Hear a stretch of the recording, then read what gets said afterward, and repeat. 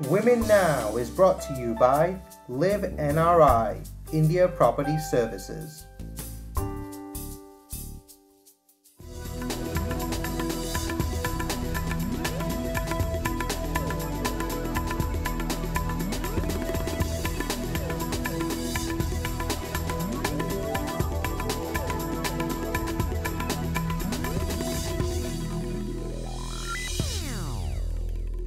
Well, thank you viewers for joining us today as we discuss a very timely topic, jobs. And we hear from our expert what we can do to land the best one in today's economy. Then our fashion guru Charleston Pierce will tell us how to be a runway model. And we wrap up with a visit to the Tech Museum in San Jose. So keep it here, try it up as we begin Women Now.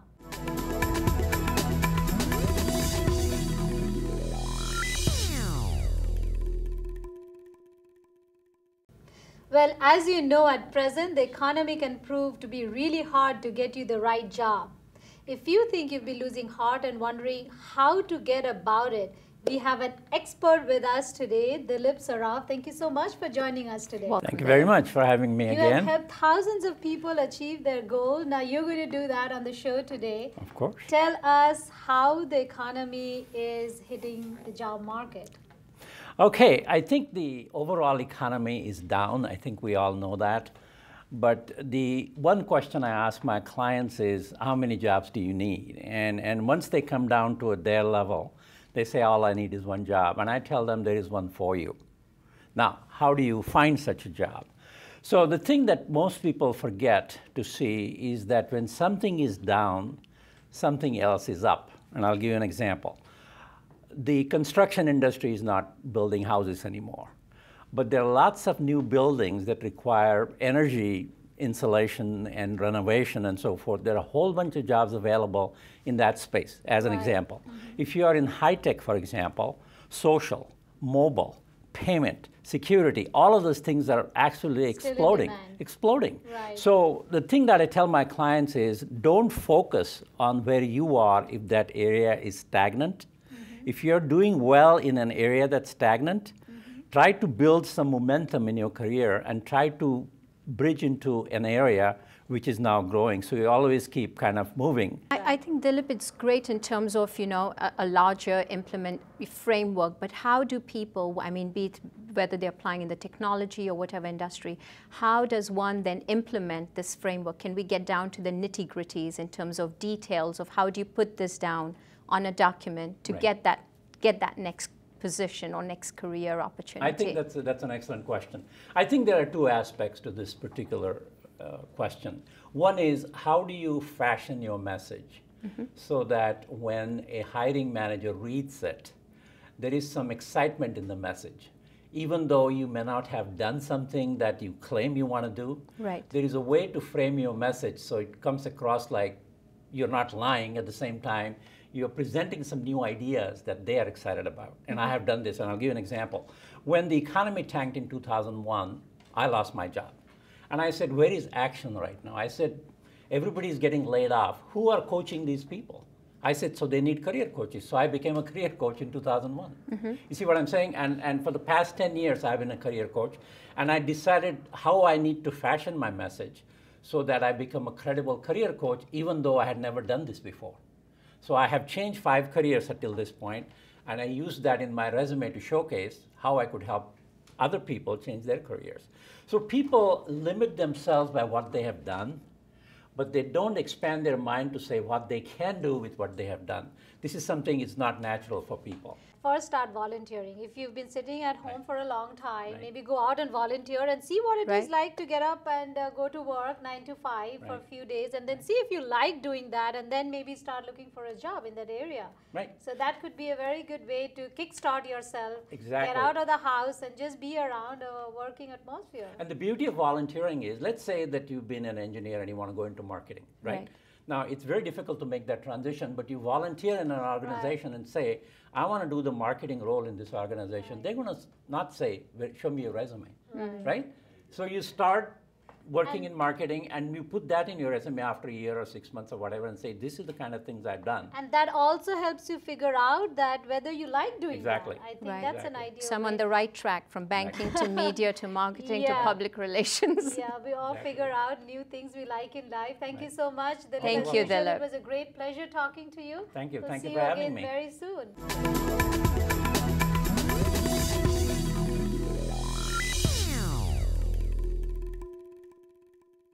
So, did you know that there's no age for being a model? And even kids and grandmoms can be a model too. So, what's stopping you from putting your stilettos and walking the ramp? Here goes Charleston Pierce, who's going to help you do that. Charleston, welcome to Women Now. Thank you for having me. How you doing? Good, doing great. How are you? I'm doing great. I'm talking about my favorite subject, models and the fashion industry, which I love, and I'm really excited to be here today. Now, tell me first how you became a model. Wow, we're going way back. It was back in high school. I was asked to do a fashion show, and once I hit that runway and I saw the lights, I got clothes. We didn't have new clothes back there. I don't know. We probably wore our own clothes. But just being on the stage and getting the love from the audience, the schools, I mean, I never got any attention from the girls in high school. But the day I did that fashion show, I heard screams, and I was turning around. Who are they screaming at? And they were screaming at me, and I'm like, oh, I need to be doing this. I need to be a model. So I got my hair processed, slicked back, had a tie. They called me GQ, changed my life. But So then you discovered a new you. I did. The inner you. Yes, yes, we all have it. Yep. We all have it. It takes somebody to bring it out. Exactly. And that's what I've been able to do. I inspire models to not just be a model, but be a role model. Right, right. Now tell me, what was the turning point in your life? That high school, that you got on the stage and you did a fashion show. So how do you inspire your students now to do the same? It's not easy because to inspire people, you really have to have some kind of experience and knowledge. And my experience comes from 20 years of being in the industry, seeing people from all shapes and sizes come into the industry and become successful. But they all had something in common. They showed up and they were committed. So anyone, you were saying earlier, grandma or lifestyle, anyone can be a lifestyle model. right. Anybody shows up, if you're committed and passionate and you know the right. market, because you gotta be a student. Right. You gotta be a student, understand it is a business. The world is a runway, and it's all about you shining. Are you shining? Right. Right. Now, how has that whole industry changed over time? I mean, how is it different today than it used to be, let's say, maybe 5-10 years back? Well, I see more plus size models now. Before it was 0 to 2, and you saw mostly white and probably Caucasian models. Now you see a little bit of everything. So that includes all of us around? Everyone. Everybody is included now, thank God. It should have been like that a long time ago, but you know how it is. It takes some people to understand that everyone's beautiful. Everyone has something to offer the world. And so I think that for me, I see more ethics people in the industry. I see more women that are real women. I don't like to say plus size, real women. Right, right. 0 2, I mean, that's I know, that's right? unreal.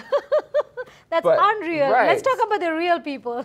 The thing about it is that whatever you have, and you're happy being who you are, people can relate to you. Right. I can be a model too. Anybody can be a Now, model. what inspires you? What inspires me What do you is wake up for every I'm morning? inspired by life. I'm inspired by people. I'm inspired by my work. I'm inspired by my dreams. I'm inspired by children.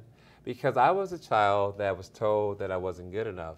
Not by my parents, but my community. Wasn't a lot of encouragement or positive feedback coming to me saying that I was okay being me. So I tried to be a lot of other people instead of being myself. And what I've learned by teaching is that it's okay to be who I am.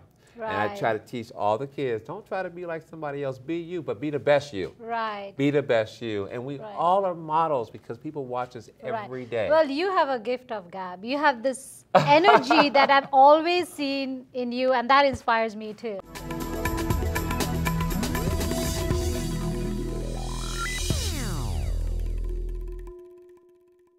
Welcome. As we continue our series on the Tech Museum, today we'll talk about two signature programs, the Tech Awards and the Tech Challenge. Welcome. Dave's here today, heading up the Tech Awards. So do tell us a little bit more about the Tech Awards. And welcome back to the Tech Museum. Thank you. The Tech Awards is a signature program. It's our international program of the Tech Museum. And it was started more than a decade ago with a theme of technology benefiting humanity. Because the Tech Museum, partnering with Applied Materials and the Center for Science, Technology, and Society at Santa Clara University, wanted to honor people around the world who are using technology and creative and innovative and beautiful ways to confront problems that are kind of facing humanity overall. exactly. So So is that how you got involved? Because your background is art and science, right? it is. I have a background in both those fields, and it's woven together very nicely in both the Leonardo da Vinci exhibition that we held here at the Tech Museum that I directed, and this program, because it honors people who are working in diverse fields as well as a global humanitarian, and we're able to weave the arts into the sciences and engineering and other aspects of technology. So I've heard some major icons have been part of this, you know, the Tech Awards, and Bill Gates, we've got Al Gore, Muhammad Yunus, Queen Rania. So how are they involved? Those are people who have received the James C. Morgan Global Humanitarian Award at the Tech Awards every year. 2 years ago, as you mentioned, it was Queen Rania of Jordan. She came here from Amman, or from all the way around the world, to Santa Clara to be honored at the gala, and it was quite an emotional evening for everybody. She has used her position in the world and been very active in social media to combat stereotypes about Muslims around the world. For example, on YouTube, she invited people all over the world to talk about stereotypes and to address them one another, and that was a breakthrough in dealing with the stereotypes. It was quite topical in these times, of course. And right now at the Tech Museum, we have an exhibition about Islamic science and the role of innovations in the past. I've had a chance to see it, and it's an amazing exhibit. Actually, we've had some segments on the show about that exhibit. So let's take a look at Queen Rania's video clip. مساء الخير جلالات الملكة رانيا عبد الله يشرفنا أن تكوني سيفتنا. Good evening, Your Majesty Queen Rania Al Abdullah. It is an honor to have you here as our guest. For me, the Tech Awards are a perfect combination of ingenuity and compassion. Not only do they recognize invaluable innovations and technology, they celebrate treasured contributions to humanity too. And for that, we are all thankful. For all those familiar with India, you might realize it's Diwali, the biggest festival in India. It's our New Year. It's also the Festival of Light. And I'm really happy to come from India and partake in this light that the Tech Awards brings to the world. So what do people expect to see at the gala? At the gala, we honor 12 laureates who are in 6 different categories. They've been selected from hundreds of nominees around the world through a process that's a year long. And they come here for a week. We bring them from all the diverse regions of the world to meet venture capitalists and people in Silicon Valley who might be able to take an interest in their projects and their work and help them scale up or help them get additional funding or publicity to make their projects and their work more successful. I also know Akshay Patra was here. They were also in the same category as Sal Khan in 2009 in education.